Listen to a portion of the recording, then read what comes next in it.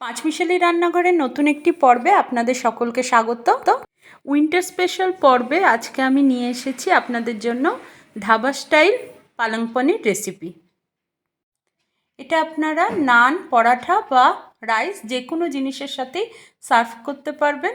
আর খুব সহজ পদ্ধতিতে কি করে এটা বানানো যায় তার টিপস সহ আমি এখানে দেখিয়েছি। আপনারা ভিডিওটা শেষ পর্যন্ত দেখতে থাকুন। আর এখানে আমি যে পনিরটা ইউজ করেছি সেটা আমার হোমমেড পনির। যদি আপনারা রেসিপিটি দেখতে চান তাহলে আমাকে কমেন্টে জানাবেন। পালং পনিরের জন্য বন্ধুরা আমি এখানে 250 গ্রাম পালং শাক নিয়ে নিয়েছি, এভাবে ছাড়িয়ে পরিষ্কার করে ধুয়ে নিয়েছি।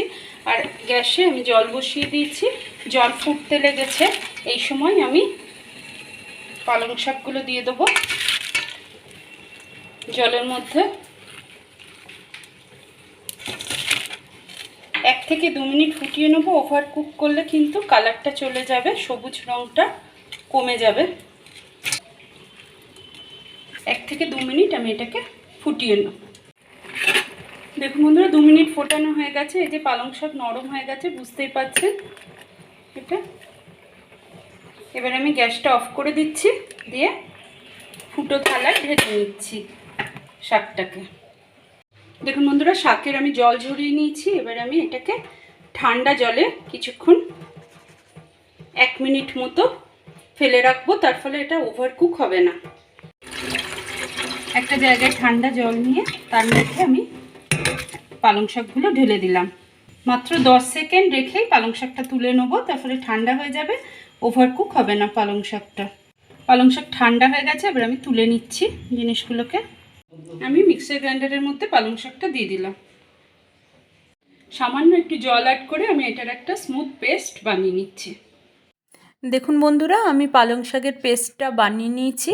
এবার চলে যাব গ্যাসের কাছে। গ্যাসে কড়াই বসিয়ে দিয়েছি, কড়াই দিয়ে দিচ্ছি খুব বেশি নয়, অল্প 2 টেবিল স্পুন মতো সর্ষের তেল। তেল গরম হতে দিয়েছি। তেল গরম হয়ে গেছে বন্ধুরা, তেলটাকে একটু নেড়ে নিচ্ছি। এর মধ্যে দিয়ে দিলাম এই যে একটা বেশ বড় সাইজের পেঁয়াজকে এরকমভাবে রাফলি চপড করে নিয়েছি। এটা কোনো ফোড়ন দিইনি আমি, কারণ পরে আবার ফোড়ন দিতে হবে।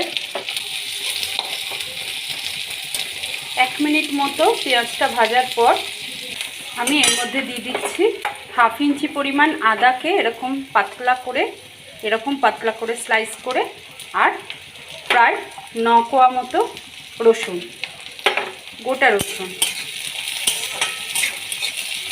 গ্যাসকে সিমে রেখে আমি এটাকে খুব ভালো করে ভেজে নেব। প্রায় 2-3 মিনিট ধরে আমি এটাকে ভেজে নেব।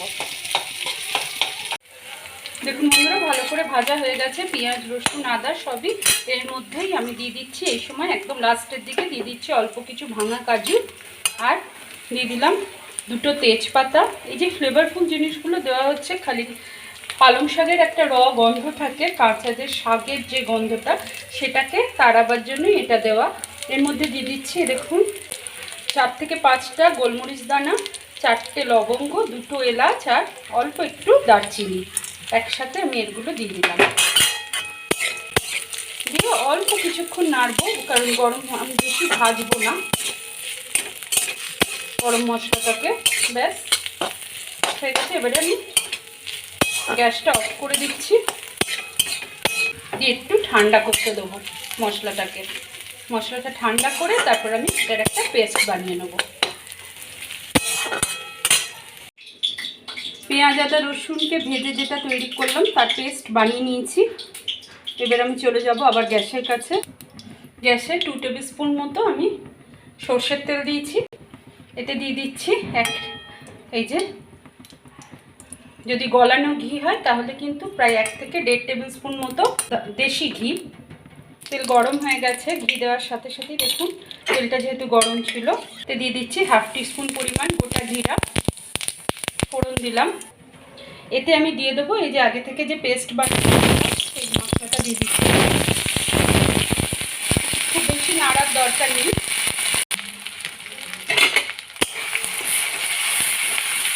আমি কি এই মশলা যেটাতে ছিল মিক্সার গ্রাইন্ডার ধোয়া জলটাও এতে দিয়ে দিলাম।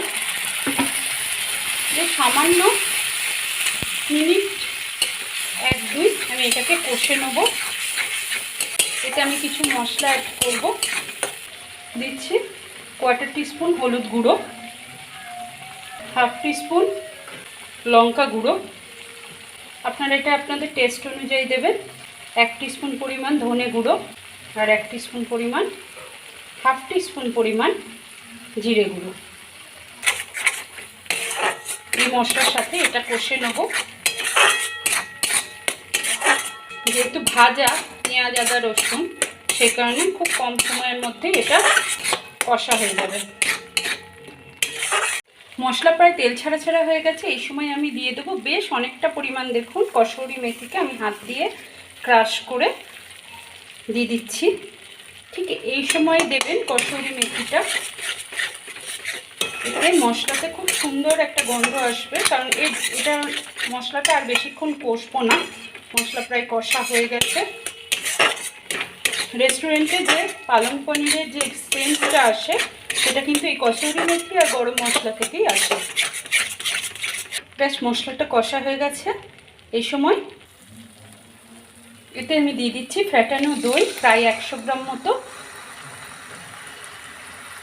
গ্যাসের ফ্লেমটা লোয়ে রেখে আমি এই দইটা এর সাথে কষে নিচ্ছি। দুরকমভাবেই করা যায়, আপনারা এখানে ক্রিমও ইউজ করতে পারেন বা ঘরের ক্রিম, আমার ক্রিম ছিল না সেই কারণে আমি দই ইউজ করছি। দইও ইউজ করা যায়, কোনো অসুবিধা হয় না। দইটা তেল ছাড়া পর্যন্ত আমি একটু কষে নেব। এই সময় আমি দিয়ে দিচ্ছি স্বাদ মতো লবণ। আমি কিন্তু আগে কোনো নুন ইউজ করিনি, সেই বুঝে লবণটা দিলাম। দিচ্ছি, যেহেতু আমি দই ইউজ করেছি সে কারণে দিচ্ছি ব্যালেন্স আনার জন্য অল্প একটু চিনি। আপনারা এটা স্কিপও করতে পারেন, তবে আমার মনে হয় একটু চিনি দিলে টেস্ট ভালো আসবে। এখনও কিন্তু দই তেল ছাড়েনি। এখানে বন্ধুরা আমি নিয়ে নিয়েছি 200 গ্রাম মতো, প্রায় 200 গ্রামের থেকেও বেশি হবে, কারণ এগুলো খুব বড় বড় পিস করে কাটা। দেখুন আমি পনির নিয়েছি, এটা হোমমেড পনির। যদি আপনারা দেখতে চান এই রেসিপিটা আমি আপনাদের সাথে শেয়ার করব, আপনারা আমাকে কমেন্টে জানাবেন। আর পনিরটাকে আমি বড় বড় কিউব করে কেটে নিয়েছি। এর মধ্যে কিছু দেখুন হোমমেড তো তাই একটু বাঁকাটারাও কিছু ছোট ছোট যে পিসগুলো রয়েছে সেই পিসগুলো আমি রেখে দিলাম শুধু গার্নিশিংয়ের জন্য। বাকি পিসগুলো আমি দিয়ে দিচ্ছি। দেখুন খুব ভালো হয় সফট পনির। এই যে দেখুন বন্ধুরা, দই তেল ছেড়ে দিয়েছে। তেল ছাড়ার আগে কিন্তু কখনোই পালং শাক অ্যাড করবেন না। দই তেল ছেড়ে দিয়েছে, এবার আমি তার মানে মশলা পুরোপুরি কষা হয়ে গেছে। এবারে আমি পালং শাকের পেস্টটা ঢেলে দিলাম।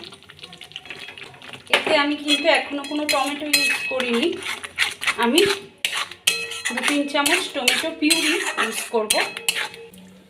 আমি এতে দিয়ে দিচ্ছি দেখুন প্রায় 3 চামচ মতো টমেটো পিউরি।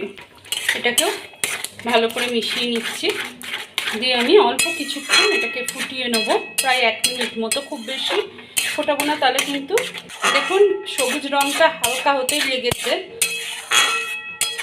তাহলে কিন্তু এই কালারটা নষ্ট হয়ে যাবে। এই যখন ফুটবে তখন কিন্তু ছিটকানোর, এতে কোনো কালার ইউজ করবেন না। আমার যেটা দেখলেন ওপরে হালকা সবুজ ছিল, সেটা হচ্ছে আমি বাটিটা চেঁচে আবার ওর মধ্যে দিয়েছি বলে। কড়াইয়ে গরম কড়াইয়ে ফেলার সাথে সাথে পালং শাকের কালারের চেঞ্জ আসে।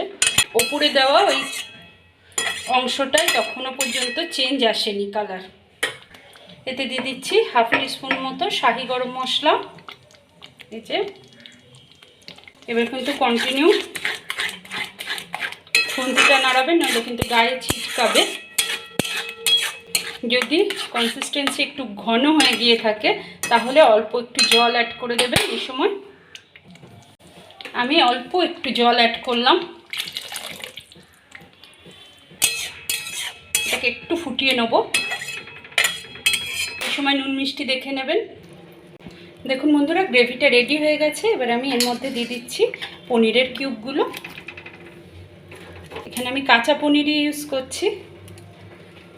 রেস্টুরেন্টেও তাই করে। দেখুন আমার পালং পনির রেডি। পুরো রেস্টুরেন্টের স্বাদে পালং পনির। মিনিট 1 মতো এটাকে একটু ফুটিয়ে নেবেন, যাতে এই স্বাদটা ঢুকে যাবে পনিরের ভেতরে। দেখুন বন্ধুরা, রেস্টুরেন্টের স্বাদের পালং পনির রেডি। এবার আমি আপনাদের সার্ভ করে দেখাচ্ছি। গ্যাস অফ করে দিলাম। দেখুন বন্ধুরা, আমি পালং পনির সার্ভ করে দিয়েছি। এবার আমি ওপর থেকে গার্নিশিংয়ের জন্য এরকম একটা ক্রাশার নিয়ে নিয়েছি আর পনিরের টুকরো। আপনারা চাইলে এখানে চিজও ইউজ করতে পারেন। দেখুন আমি এরকম ক্রাশ করে কিছু পনির ঘষে দিয়ে দিচ্ছি, দেখতে ভালো লাগবে বলে জাস্ট, এটা আপনার অপশনাল। আমার রেসিপিটি যদি আপনাদের ভালো লেগে থাকে তাহলে অনেক অনেক লাইক, শেয়ার আর কমেন্টস করবেন, আর আমার চ্যানেলটিকে সাবস্ক্রাইব করে পাশে থাকবেন। আর আপনি যদি পুরনো ভিউয়ার্স হন তাহলে আপনাকে পাশে থাকার জন্য অনেক অনেক ধন্যবাদ। দেখা হবে নতুন কোনো এপিসোডে নতুন কোনো রেসিপি নিয়ে।